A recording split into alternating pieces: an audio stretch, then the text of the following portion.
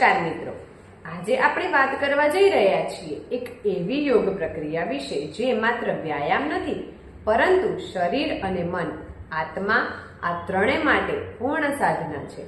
આ સાધનાનું નામ છે સૂર્ય નમસ્કાર. સૂર્યનું મહત્વ. ભારતીય સંસ્કૃતિમાં સૂર્યને દેવ તરીકે માનવામાં આવ્યા છે. સૂર્યદેવને ઉર્જા, પ્રકાશ, આરોગ્ય અને જીવન શક્તિનો સ્ત્રોત માનવામાં આવે છે. વેદોમાં પણ સૂર્યને પ્રાણ શક્તિનું મૂળ કહેવાયું છે. જ્યાં સૂર્ય છે ત્યાં જીવ છે અને સૂર્ય નમસ્કાર એટલે આ જીવ શક્તિના નમન. સૂર્ય નમસ્કાર શું છે? સૂર્ય નમસ્કાર 12 યોગ શાસનોની એક સુંદર શ્રેણી છે જે શ્વાસ અને ચેતનાના સંયોજન સાથે કરવામાં આવે છે.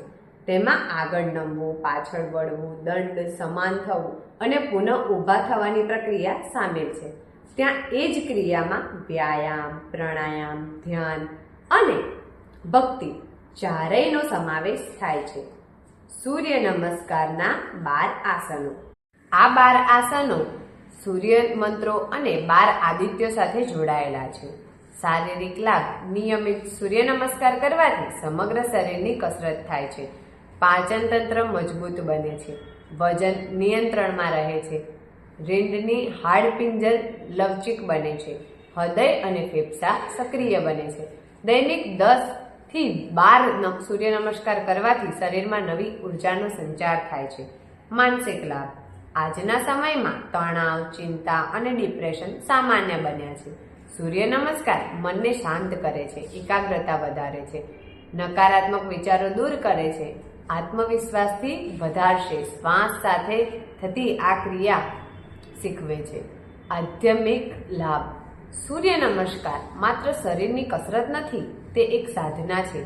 જ્યારે આપણે સૂર્યને નમન કરીએ છીએ ત્યારે આપણે અહંકારને નમન કરાવી કૃતજ્ઞતાની ભાવનાને વિકસાવીએ છીએ.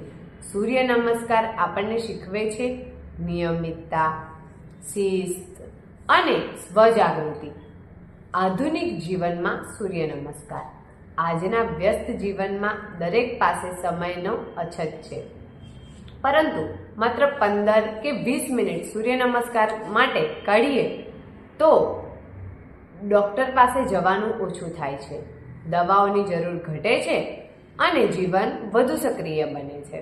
એટલે જ સૂર્ય નમસ્કારને સંપૂર્ણ યોગિક પેકેજ કહેવાય છે. ધ્યાનમાં રાખવાની બાબતો.